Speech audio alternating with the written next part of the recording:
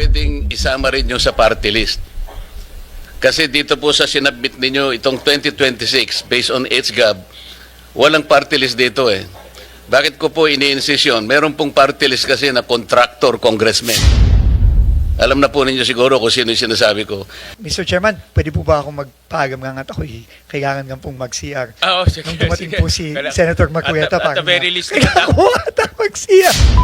Mr. Chairman, pwede po ba akong magpagam nga at ako'y kailangan nga pong mag-CR? Oo, sige. Nung dumating sige. po si Senator Marcoleta, at the very least, ako ata mag-CR. at the very least naman, sa bigat ng trabaho nyo, Pasensya na po. payagan namin kayo mag-CR at the very least. To take advantage of the time habang nasa Call of Nature Ay, si salamat Dizon. po, ma'am. Yes, good morning. Thank you for acknowledging me. Baka papayag sila para hindi waste of time yung expert sa allocable at non-allocable si Director Bote. Hindi, kayo po, no? Si Planning. Kasi wala nun si Sen Marcoleta at Sen Erwin para may definition of terms at yung bago ng pangalan ng allocable at non-allocable. Kasi nakaka-confuse, di ba? Di ba naging congressman tayo, Sen Erwin, naging congressman si Senator Marcoleta. Wala talaga akong alam na allocable at non-allocable. Jokingly, sinabi nung huling hearing natin ni Secretary Dizon nung lumapit dito sa amin ni Chair Sherwin, Sen Sherwin, yung allocable daw yung maaring i-allok. Pero joke daw yon. Yun ang sabi ko, ano ba yung allocable? So talagang hanggang ngayon po, marami na akong kausap, sa tagal-tagal natin dito, pati Senate El Veremo, wala silang maalala. I'm sure our colleagues would want to understand para po may definition of terms. Tapos, yung inyong bagong termino, dahil ayaw nyong gamitin po yung allocable at non-allocable. So, hindi i-allok, mabuti, bawal i-allok. Ano na po ang tawag? Siguro district projects and non-district, kung ano po. Sige, si Director Bote and Yusek. Kung sino po yung eksperto. Thank you. I May I don't interject, Madam Chair? Thank you Hi, po. Mr. Chair. Yes, go ahead, Senator. In relation to the question of Senator Legarda, hindi po joke yun. Yung allocable, if you will note, during one of those hearings in the Blue Ribbon Committee, yun pong allocable, inadmit po ni former Secretary Bonoan. Nandun po silang dalawa ni Yusek Cabral nung tinanong po namin yung allocable. Tinanong po namin ano-ano po ba yung mga factors na nakapagdadagdag doon sa mga initial ceilings that have been established nung NEP. So sinabi po nila yung allocable funding, yan daw po ay talagang inahanda nila, particularly in the House of Representatives kasi sila yung mayroong power of the purse para hindi na molestyahin, well, pardon for the using the word, para hindi na istorbohin yung mga nakalatag sa NEP. Talagang provision po yun na talagang pambibigay dun sa mga members ng House. Inadmit niya po yun. Mahigit pong 300 po talaga ang members ng House of Representatives. Nag-a-average po ng 1 billion ang regular district representative. Average lang po yun. Merong mas mataas. Ang party list po ay 150 million. Masaya na po sila. Except yung mga party list na contractors. At pagkatapos po ng allocable, Mr. Chair, meron pang leadership fund.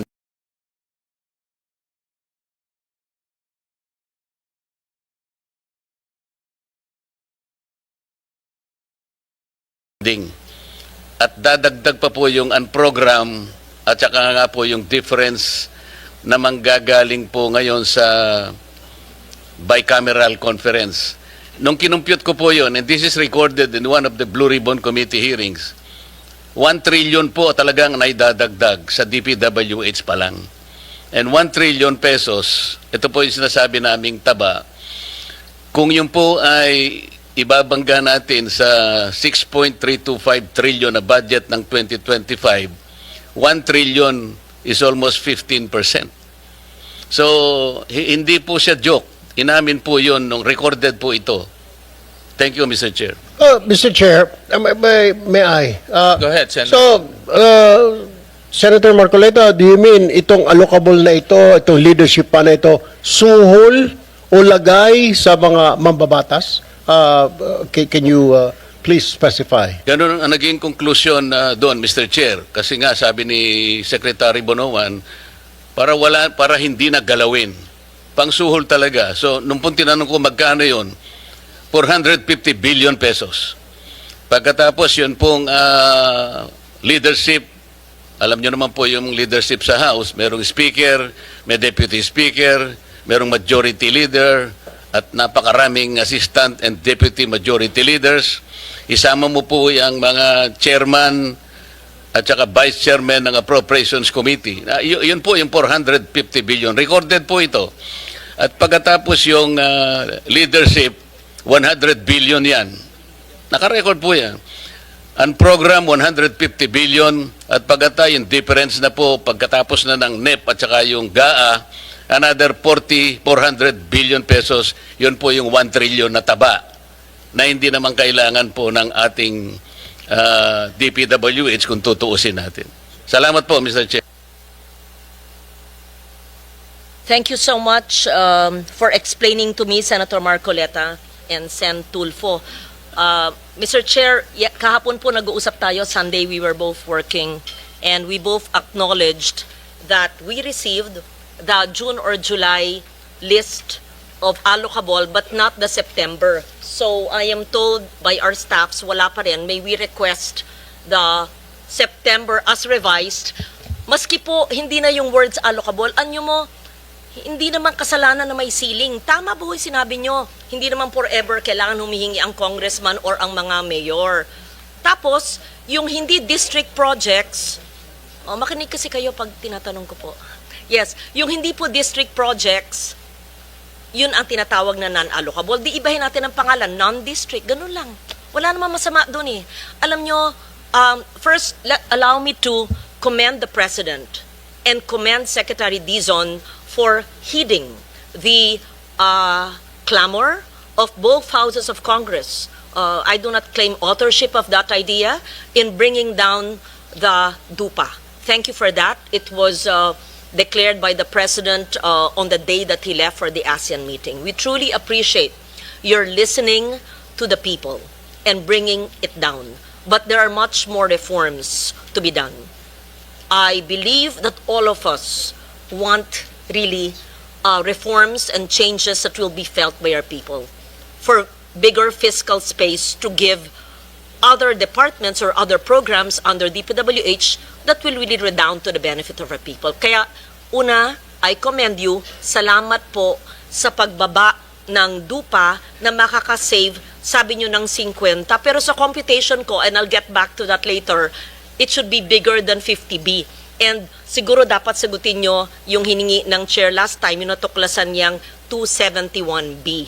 At pangatlo, yung sinabi po ng LBRMO staff and the chair staff na wala pa rin po yung September. We don't need the June, July of the previous leadership's allocable and non-allocable. What we need is the 625 billion revised NEP and then give us ano yung ceiling ng district, ano yung hindi alam ng district. And why do I say this, Mr. Chair? Mahalaga po. Kasi di ba nangyayari ngayon, may mga congressman na tatamaan, may mga ibang sa lokal o district engineer na tatamaan, hindi nila alam. Senator Sherwin himself, we were talking yesterday and we were both asking each other, nasa yung malistahan, pareho kaming we were in the dark, wala pa. And then you told me that indeed, in your district, your brother's a mayor, sa inyong Kong, and there are projects you don't know.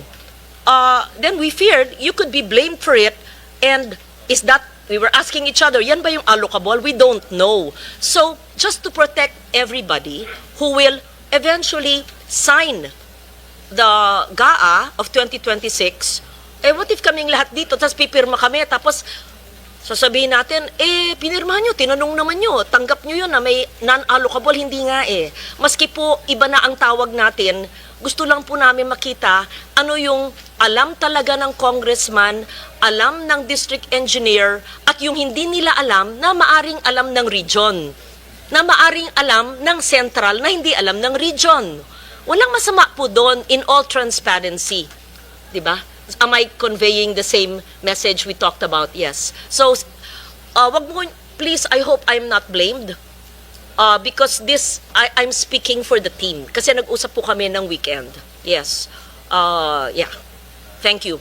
And Mr. Chair, in relation to those comments by Senator Legarda, I remember we also requested that the DPWH provide us, kasi kung di po ako nagkakamali, kinors ko kay Yusek Ador Canlas, dahil nagbigay po sila ng proposed fiscal year 2026 DPWH infrastructure program based on HGAB. Ito po yung binigay nyo nung nakaraang hearing. Mr. Chair, ang request po natin, kung mabigyan po tayo ng 2025, 2024, and 2023 in the same format. Kasi po ang binigay nila, nakita ko po, is a detailed HGAB. It will not permit easy comparison eh. Dito po, kung gamitin po natin itong format na to, sinabi ko naman sa ito, Yusek Ador, ang daling ikumpara. Halimbawa po, yung National Capital Region, 26.6 billion, di ba? So makikita natin sa 2025, 24, and 23 kung ano yung latag. Because I remember, sinabi ko kay Secretary Dizon na ang pinaka-importante, mahimay natin, kasi ang importante rito yung allocation po ng finite resources ng ating bansa. Region 1, 24 billion, CAR, 17 billion. Sana sa ganitong format din po, napakadali na ikumpara natin yung 4 na taon, madadali po tayo eh. Yun po yung aking request nung nakaraang hearing, kung matatandaan po ninyo. Hindi po yung detalye. Mawawala na po tayo doon pagka yung detalye. If you are the one who submitted this format, in the same format sana, HGAB po, hindi po yung NEP. So, kung HGAB, puro HGAB po yon 2023, 24, 25, meron na pong 26. So, tatlong taon na lamang po ang inihingi namin to permit easy reference and comparison. Pwede po. Go ahead, Yusek Conti. Thank you, Mr. Chairman. With the kind permission of the Secretary, I would like to address first the manifestation and comment of Senator Lauren. Ma'am, tama po kayo at nagpapasalamat po kami sa inyong pag-promote and transparency, accountability, and fiscal discipline dito po sa ating budget process. And I'm conferring with Director Bote. Tomorrow morning, we will be submitting as requested, Mr. Chairman, yung pong hinihingi nyo na allocation per district, kasama na po yung allocation in totality per region so that the committee would be properly guided po based po doon sa request po ni Senator Lauren. Yusek, i-ano lang po namin, i-stress lang namin, based on HGAB. Yan, apo. And number 2, yung request po ni Senator Marcoleta, we will be furnishing you with the 2023, 2024, and 2025 HGAB following the format submitted, Yes, sir. similar to 2020. Yes, sir. Mr. Chair, Chairman. kasi po itong binigay nyo based on GAA kaya medyo hindi comparative. At Yusek Ador, nasabi ko rin sa iyo na pwedeng isama rin nyo sa party list. Kasi dito po sa sinabit ninyo itong 2026 based on HGAB, walang party list dito eh. Bakit ko po ini-insist yun? Meron pong party list kasi na contractor congressman. Alam na po ninyo siguro kung sino yung sinasabi ko. Yung pong ordinary party list, masaya na siya sa 150 million allocable. Pero po yung contractor party list, iba po yun. Kaya gusto po naming makita, this is still in relation to the truthful allocation. Dito po nagkakaroon ng problema. Pwede po ba yun? Isasama po natin ang party list. Dito po sa HGAB po ninyo, 2026, wala pang party list. At tama po, Mr. Chairman, because the party list wala ko siyang distrito will try to extract as Opo, much as wala possible. kaming ano, kasi Kung ano lang po available. nationwide po kami. Pero Yes. makukuha nyo kung ilan po yung na-allocate per party list. Tama po.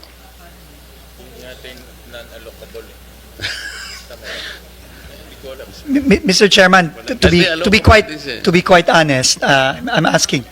I think ang makakaalam lang daw po according to Asek Bote or would be Committee on Appropriations in the House. Kung HGAB po ang pinag-uusapan natin. Nahihirapan po kaming kumuha nun eh. Kasi Oo nga po po. kayo, makukuha nyo rin eh. Lahat ng party list, alam po ninyo yung mga projects nila eh.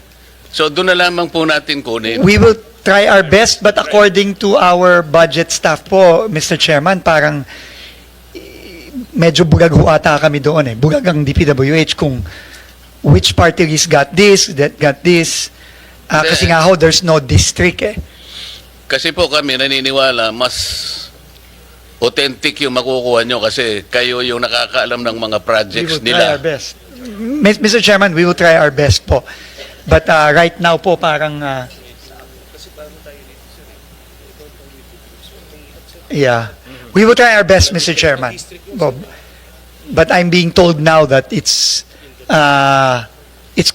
very difficult, close to impossible to extract which district, which projects and saan yung inallocate for the Bigyan ko kayo ng clue para hindi po kayo mahirapan, Secretary. Yung mahihirapan lang kayo, konti lang yun. Kasi yung mga contractor party list, congressmen yun eh. Yun pong ordinary party list lang, kagaya ng Sagip party list, 150 million lang po yun eh. Pero pagka yung malalaking party list po na contractor talaga, yun po yun lang ang pagsikapan ninyong itotal. Doon po makikita yung lopsidedness. Meron pong distortion talaga dyan. Mga contractor po sila eh.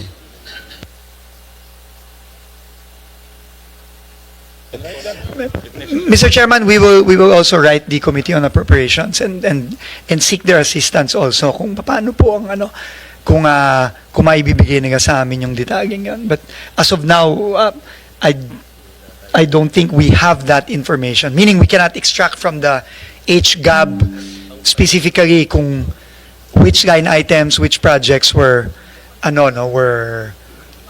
allocated or allotted to a particular party list representative. Sa planning Unlike the district. Unlike the planning districts. service ninyo, Secretary, nakukuha po yun.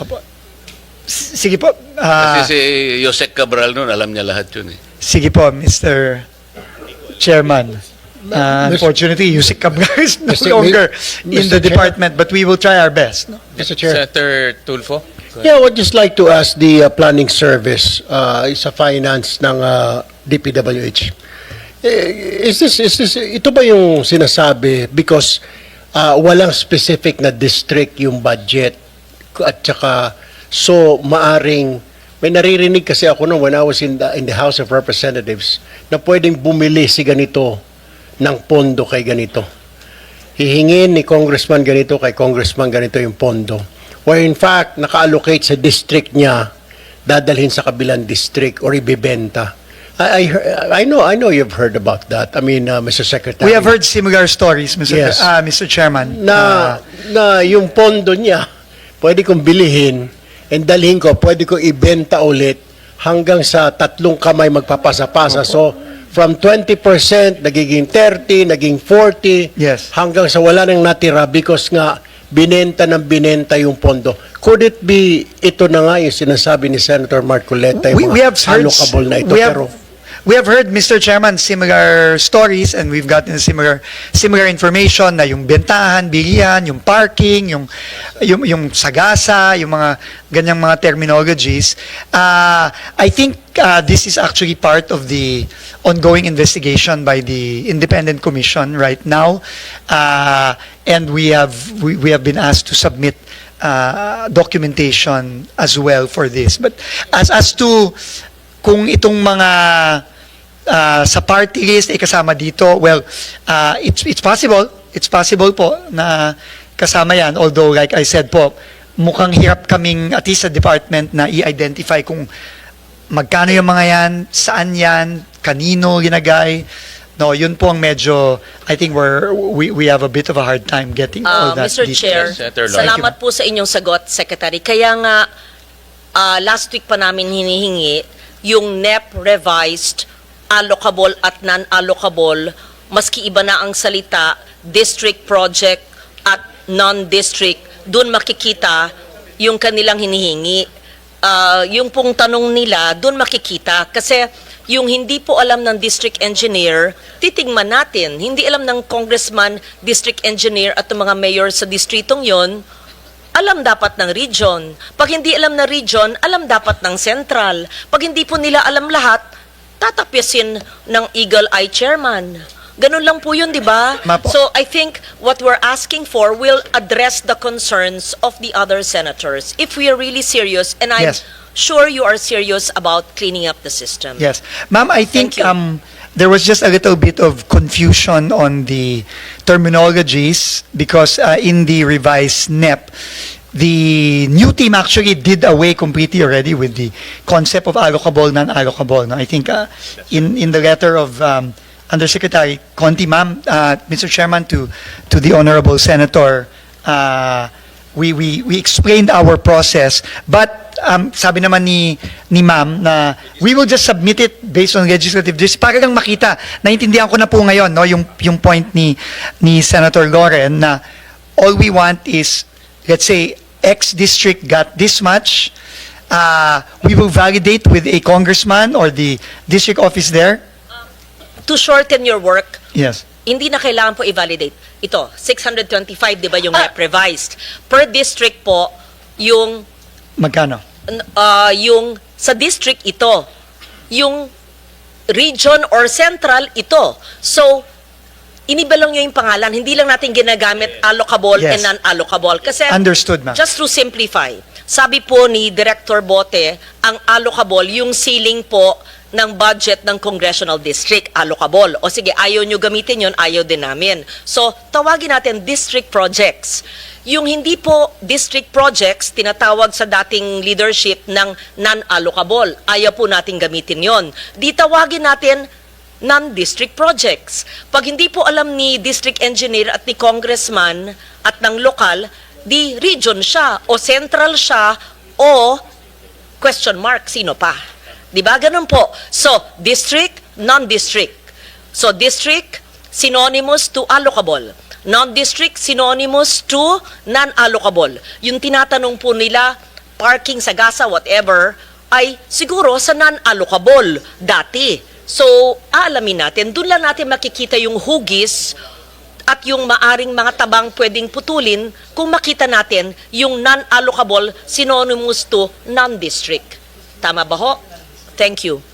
Agree ba? Very clear, ma'am. Now, Director Bote and But you have to Undersecretary. identify for us, hindi lang yung suma total, this district, 1B. Hindi.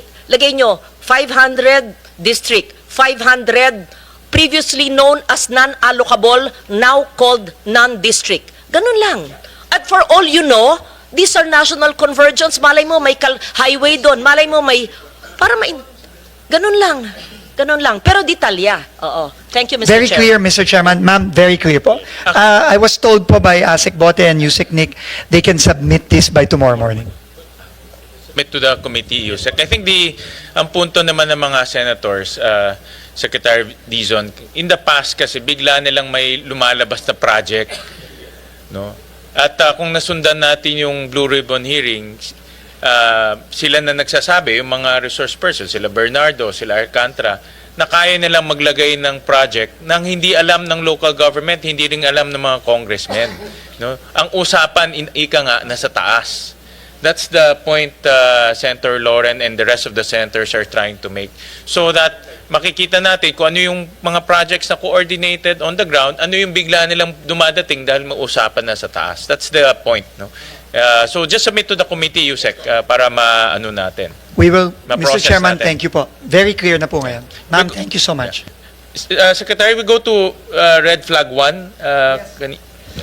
Yes, just, again, Mr. Chairman, with your permission, maybe 5 examples na lang po. No? 5 examples lang, no? So, just to summarize, next slide, please. Projects with no station numbers. Ito po, no, yung po yung observations ng committee, which we agree. Projects with no station limits now have been updated with station limits. For school buildings, station limit is obviously not applicable. So, yung school ID number na lang po ang ginagay natin para po klaro na it is a real and not a guni-guni school, no, para lang ho very clear. So next, there were 4,566 identified by the committee. Again, we're very, very thankful po for identifying these. As of yesterday, 4,085 have been corrected with station numbers amounting to 180.3 billion out of the 201.3 billion. So ito po yung nasubmit na namin. I think there are already specific annexes to this, and the breakdown per region is as follows. Now, just to give some examples, ito po, for example, sa Cordillera ulit, no, ito po ay isang, I guess, new road, Caglayan, Padig, Cupis Road leading to Nabuangan River in Barangay Caglayan, Apayao. No, 69.5 million. Naglagay na po ng station numbers ito from start to end. No? This is an example of this. No, may station, hindi ko na babasa. Meron naman yan. No? Next slide, sorry. Ito po, no? So from the old line item, sorry, which without station numbers, ngayon po meron na. So, same project, but now station 7 plus 543.00 to station 8 plus 933, Barangay Caglayan, Corner, Apayao. No? So this is just an example. Another example, in the NCR, this is a school building, Mr. Chairman, obviously, and it is a retrofitting of a multipurpose building, which is a school building in Moises Salvador Elementary School, Manila, 103 million, and this is the these are the geotag coordinates as well as the school ID number, and you will see it in the next slide. Next slide, please.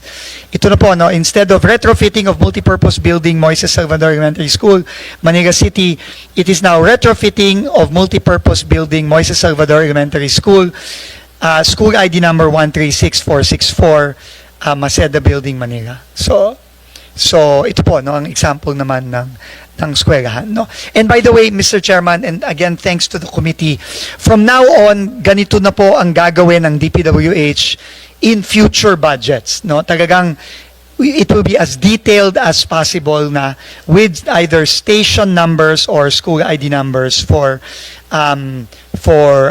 school buildings. Maybe we can go to the Visayas as an example.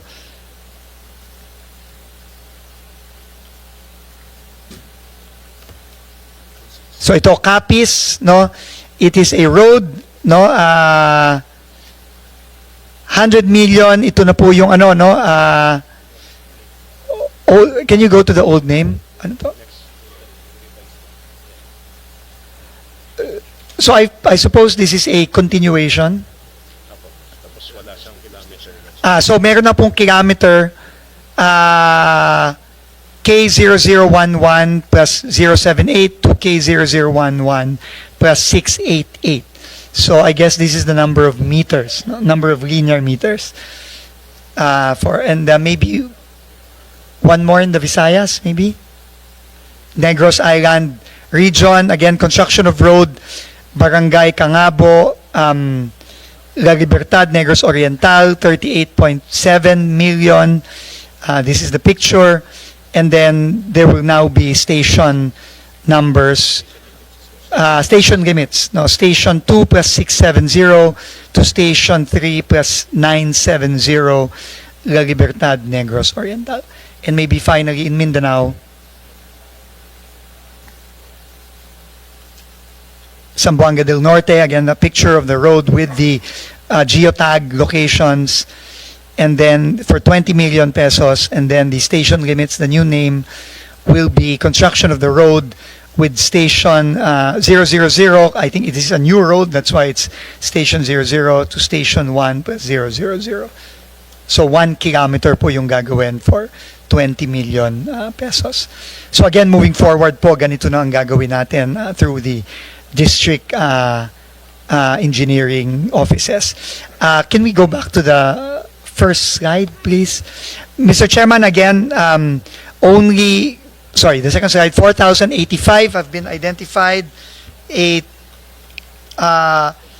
out of the 4,566, so almost 500 projects have not yet been identified, totaling roughly about 21 billion pesos.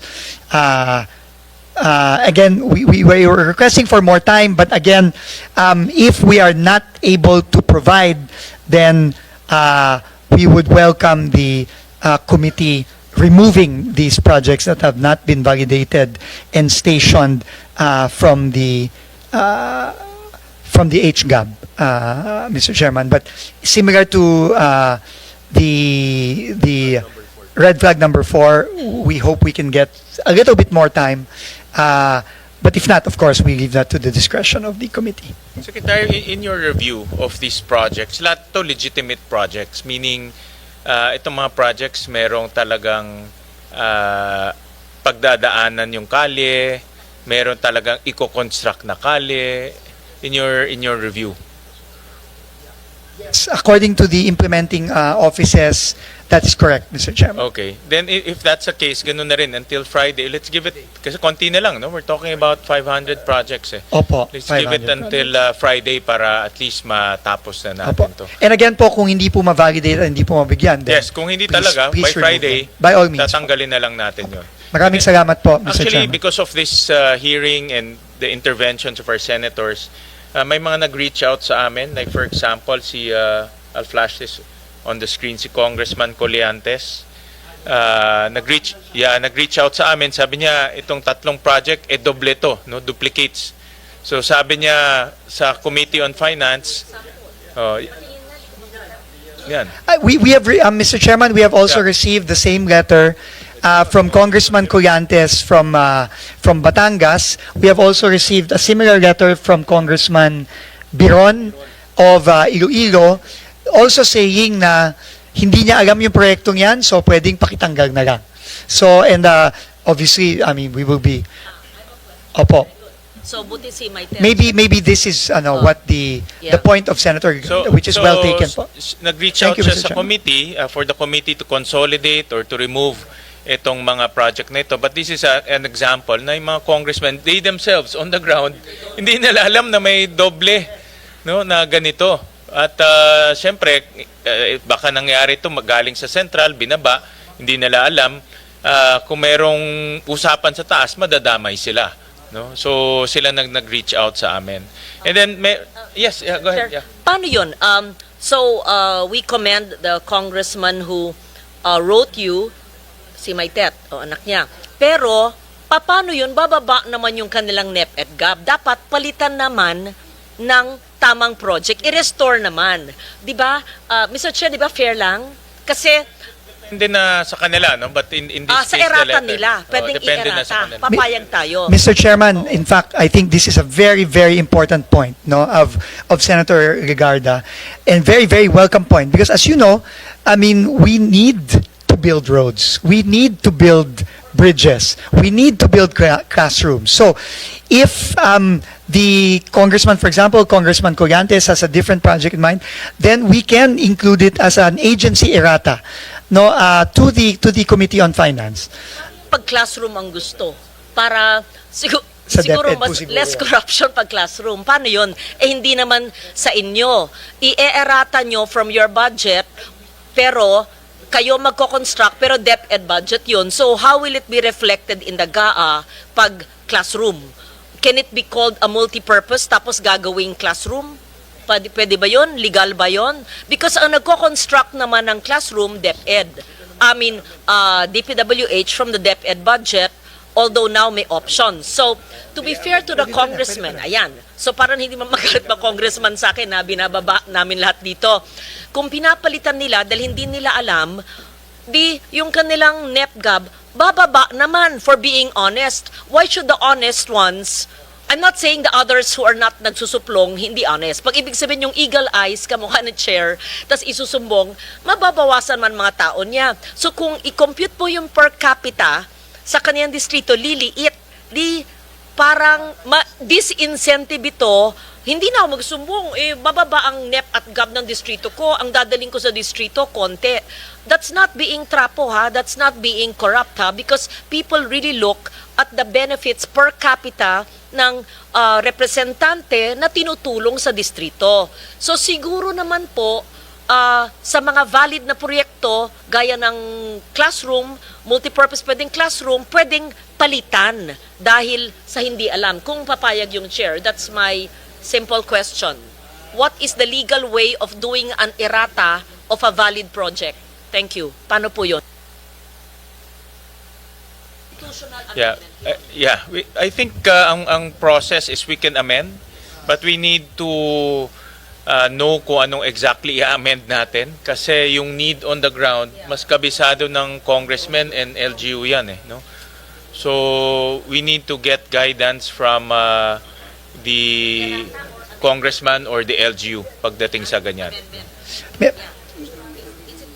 Is it May mga Tama si Chair, hindi raw errata, sabi ni Attorney Doblon at ni DG Irene, amendment, pero hindi siya individual. It's an institutional amendment because of all these changes now. It's not just one district, 2, 3. It's really districts na nakakita ng flags or bumaba ang kalang NEP GAB not on their own doing. Let's say nagsimula ang NEP sa 3, naging 1 kasi maraming nagtakbuhan na daga na natakot sa district or kasi natanggal yung flood control, i-institutional amendment. Kamukha yung kay Maitet na distrito, siya ang nagsabi sa chair, wag naman parusahan na nawalan yung mga tao niya, papalitan, let's say, ng classroom or whatever na valid.